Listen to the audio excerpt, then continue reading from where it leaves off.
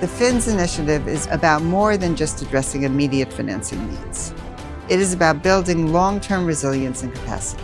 By embedding financing experts, the Financing for Small Island Developing States initiative, or FINS, it is a pilot initiative from UN DESA supporting 4 countries, Fiji, Dominican Republic, Seychelles, and Vanuatu. This week we are here in Fiji to do the INFF training workshop. The aim is to help the Fiji Ministry of Finance and Government achieve their National Development Plan, which they recently launched. The initiative is a very important initiative because it does help developing countries in the Pacific and small island development states such as Fiji to actually learn about what the integrated national financing framework is all about.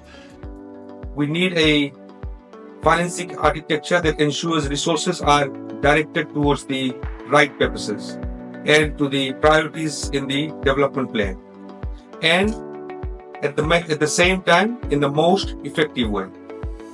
This brings us to the core of today's workshop on understanding how we can use the integrated national financing framework to create a cohesive financing strategy that will bring Fiji's national development plan to life. For that reason, we have also included one of the pillars is people empowerment. Empower people to achieve or do things for themselves. So we need to change the way development, I think, works and create a different mentality, but also a system that no single person can come and solve your problem. It has to be a framework. It has to be a process.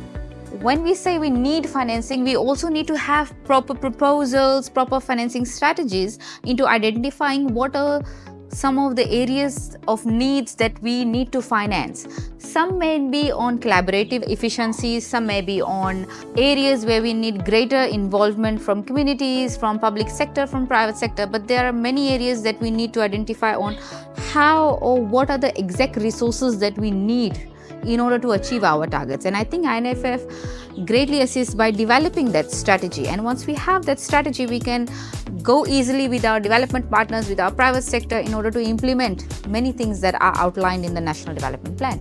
Fiji has been subject to significant shocks over the years. We've had economic shocks, we have pandemics, and all that has affected the economy, the sustainability of the economy, to be able to raise the revenue to develop our country.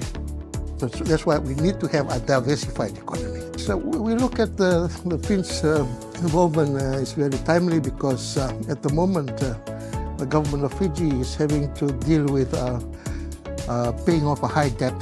So we would be looking at the capacity that has been developed out of this workshop to be able to identify what are the financing options available to the ministries in consultation with the Ministry of Finance to implement some of the projects that emanate from the NDP. I believe the INFF has given us a very comprehensive understanding on the 4 building blocks. It was pretty interesting to know the financial strategy as well. So I think these 4 building blocks in a way put us forward towards the implementation of the NDP and towards achieving the top development priorities which is outlined in the National Development Plan. It's a good opportunity for us in the ministry as well as nationally to do a stocktake of the current finance strategies, as well as identifying what the gaps are.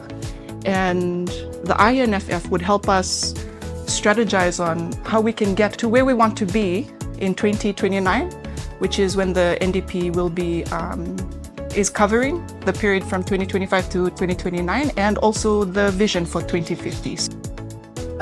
INFF application is a long-term process, and we really, in this initiative, is trying to help with that knowledge transfer. The FINS project on INFFs helps Fiji implement its National Development Plan. It's about moving towards policy integration, about mobilizing and aligning available financing with your national priorities.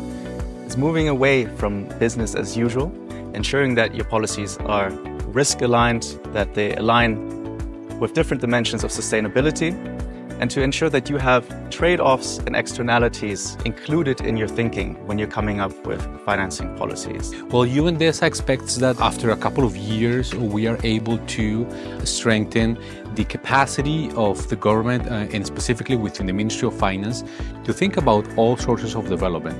That's a key outcome for us to make sure that we work towards that, to have a more coherent approach to financing for sustainable development.